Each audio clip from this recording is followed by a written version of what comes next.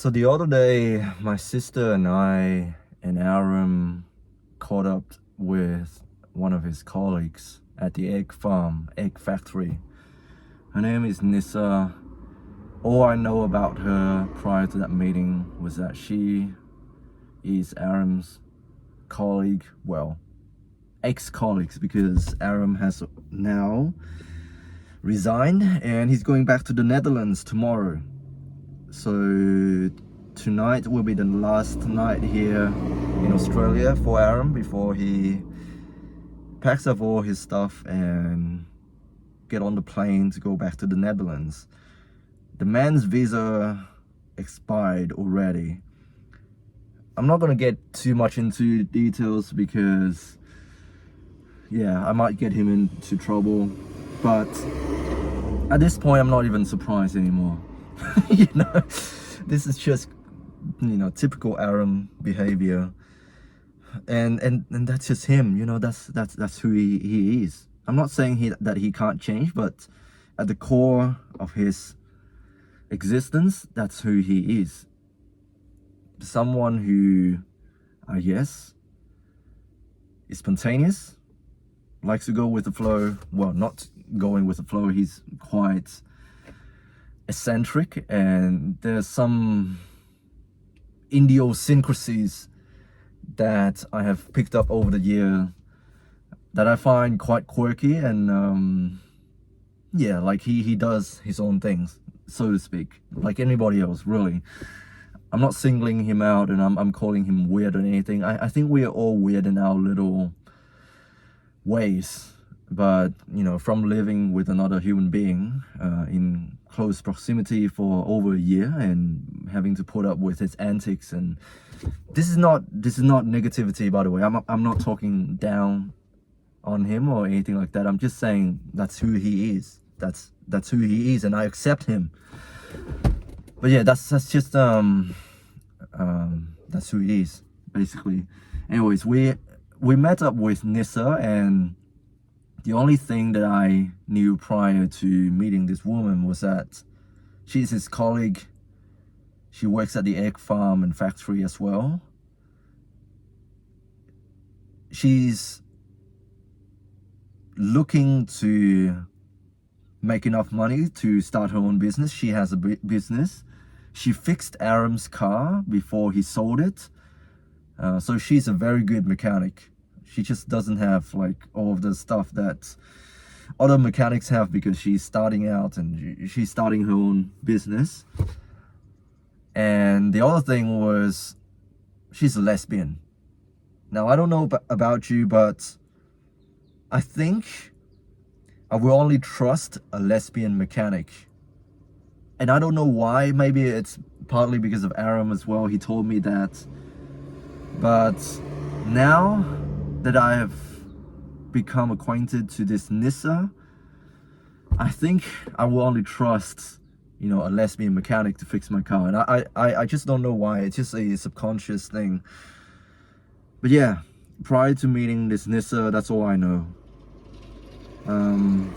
Now, I don't actually know if Nissa is a lesbian or she's just saying it because she's fed up with men or whatever. She's lost faith in men, or just the way she was brought up, her childhood. But yeah, I don't actually know if she's a born lesbian, if there's even a thing that you were born gay or lesbian, then or you grow up being straight and then you become lesbian, gay. I don't actually know the exact science behind homosexuality. And before all of you Christians start jumping into the comments and start attacking me, saying, oh, it's a sin, we all sin. And I've walked away from Christianity because of this self-righteousness. People saying that I'm more righteous than you. I don't sin. I follow the teaching of God. The supposedly infallible religion. I have a church who is totally not made up by people at all, and as long as we just keep believing in this religion, and we keep writing books, and we keep, reading the Bible, then God will continue to exist. Like I let's not get into the topic of religion today, but I've since changed my view about sins and homosexuality and lust and stuff like that. I've changed my mind, and it's a very nuanced topic, and I don't want to get into that today. But anyways, hanging out with Nissa, I realized she's a wonderful human being, and like anybody else, we all have our little idiosyncrasies. And you guys know I talk a lot about Aram and how he's, he lacks forward planning, and how he just so spontaneous. Like if there's anything that comes up, he just lose focus, and he starts pursuing that thing without finishing the task that he started.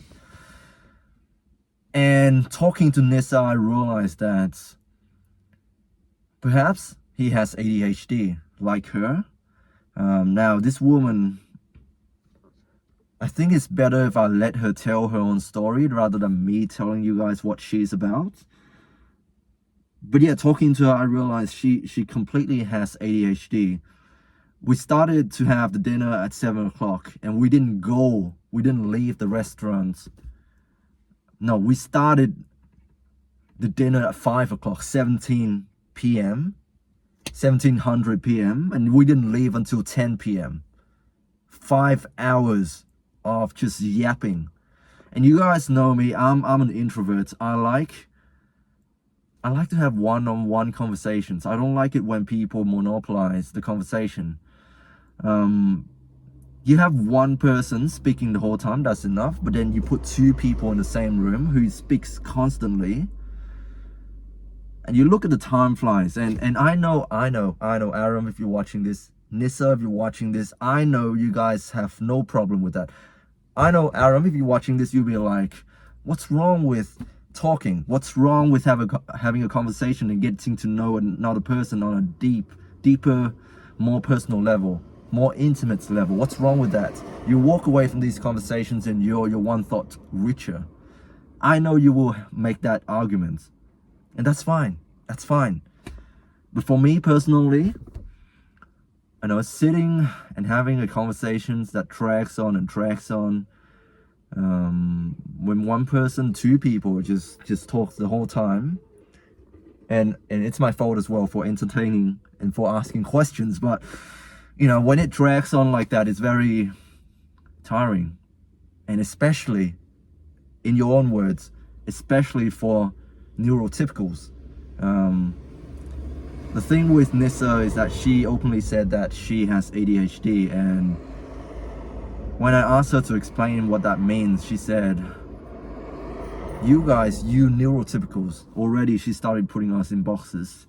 And she started, dividing people and starting categorizing people, saying that Aram, he's not neurotypical, he's neurodivergent, and how she's neurodivergent, and you guys, namely my sister and me, we are neurotypical. We act in a certain way. That's already categorizing people. I think everybody is just a mixture of everything. We're all weird in our little ways. We all have our idiosyncrasies, and if you live with someone for long enough, you will pick up on these traits, and you will realize that, hey, why are you doing these things? I do it this way, and why are you doing it like that? You'll realize that everybody is freaking weird. Every single person that I've lived with, they're all weird in their little ways. It's not something that is, well, I guess autistic people and people who are not neurotypical, they have more of that weirdness, but I think every single person is like that. It's not a trait that is reserved only for autistic people and people who have ADHD. By the way, this Nissa, she's a dangerous person, and in a good way. You would want her to be on your side. You would want to be her ally. And I realize it's just from the way she was brought up, her childhood, and being around certain people, being around the bikies, living in a household in which people use drugs and introduce drugs to you at a young age, witnessing your family losing their life to addiction, observing traumatic shit at a young age, that raises incredible people, weird people. And I'm not afraid to say this, like being around those things, even around like living in a dysfunctional household and coming into contact with drugs and alcohol at a young age, it raises really messed up people, really weird people. And you either adapt, you become dangerous, you become street smart like Nissa, and you pick up on these skills, you become dangerous, you learn how to fix things for yourself, you become self-sufficient, you become an independent woman, you become a lesbian, so to speak. Or you lose your life to your addiction. And yeah, I guess we're all weird in our little ways, and I think it's probably best if I let Nissa tell her own story rather than me sitting here and saying all of these weird and fucked up things that she has done, but also amazing things that she has done, and that made her to be the person that she is today. I truly adore her, and to be honest, if there's anything wrong with my car, I would actually take my car to her from now on. And I really think that she isn't just talking big. She actually,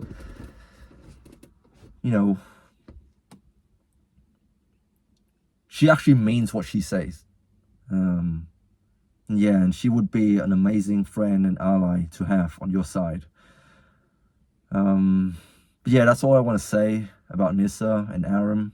They are all weird people. I truly love them as human beings, as my friends. I wouldn't say that I want to work with them. Maybe sometimes they would be good colleagues as well, good partners, maybe they are good romantic partners as well. For some people, I wouldn't say so myself, knowing the person that I am. But I truly love them and I truly accept them. And just keep being you, man. And I will support you in any way, shape or form that I can. It's not to say that you shouldn't change to accommodate others.